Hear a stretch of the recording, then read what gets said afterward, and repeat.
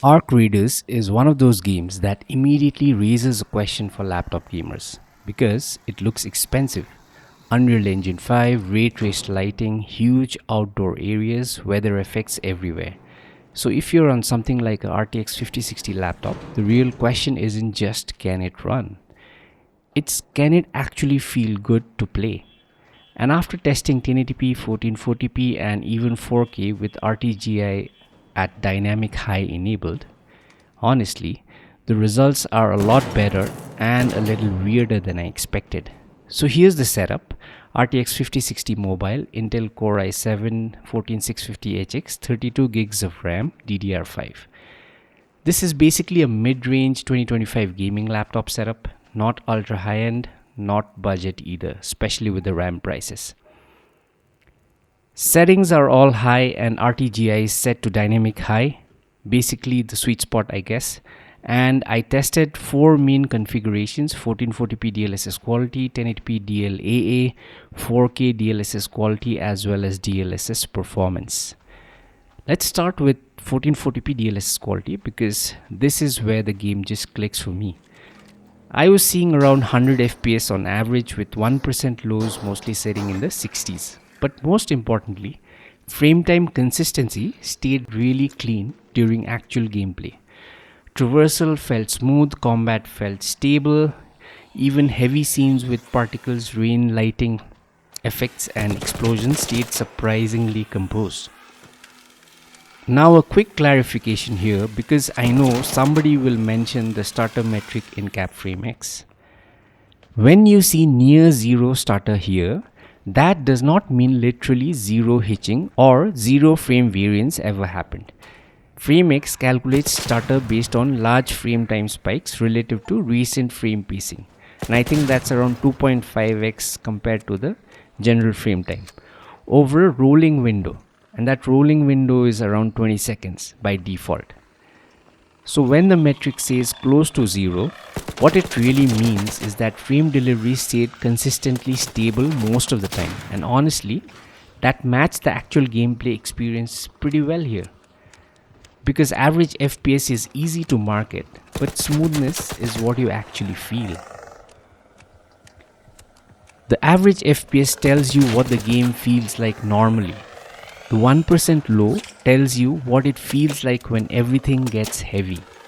Combat, particles, explosions, weather effects, yada yada yada. And at 1440p, Arc Raiders stayed surprisingly stable on this hardware. Even CPU and GPU frame time stayed fairly balanced here. Look at the CPU busy and GPU busy metrics. Think of it like a relay race. The CPU prepares the frame, the GPU renders it. If one side suddenly falls behind, you start feeling uneven pacing or stutter.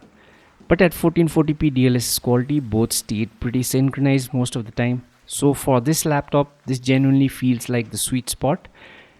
Now here's where things got weird: 1080p DLAA. On paper, this sounds like the premium mode. Native res, cleaner image quality, no upscaling, and technically average FPS did go slightly higher in some scenes. But the game actually felt less consistent during movement. The 1% lows dropped harder, minor frame time instability started showing up during fast traversal and heavy outdoor scenes. Not constant stutter, but enough that you notice the difference compared to 1440p DLSS Quality. And this is why average FPS alone can sometimes be misleading. DLAA puts more pressure on the GPU per frame because there's less rendering headroom available. So even though the FPS counter looks good, frame pacing becomes less stable during demanding moments. And that's the strange part. 1440p DLSS Quality actually ended up feeling smoother than 1080p DLAA on the RTX 5060 laptop. Now if you went with 1080p DLSS Quality, I think that should perform much better. Now let's talk about 4K, and honestly, Arc Raiders at 4K in the rain actually looks fantastic.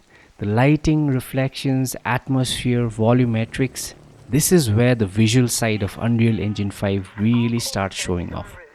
At 4K DLSS Quality, performance landed mostly in the mid 50s. Playable, yeah, but competitive extraction shooter kind of smooth? Not really. This feels more like cinematic settings, or let's say single player gameplay settings. Like, I'd be fine if I got 4K 55 FPS in Crimson Desert at 4K DLSS quality. That would be fine. That would be very good, in fact, on this laptop. So 4K is great if you want visual experience with DLSS quality, but during instant firefights, you definitely start feeling the heavier frame times. Now 4K DLSS performance is where things become surprisingly viable. Performance jumped into the 70 to high 70 FPS range depending on the scene, while still keeping RTGI enabled and all those higher settings intact. One thing that genuinely surprised me here is the VRAM. Even at 4K, the game stayed fairly reasonable in memory usage compared to a lot of recent Unreal Engine 5 titles. Now the GPU is absolutely working hard here. Power draw is basically pinned close to the limit during these 4K runs, so there isn't much performance headroom left. But importantly, the frame pacing still stayed reasonably controlled overall. So is Arc Raiders worth playing on the RTX 5060 mobile? Yeah, it is.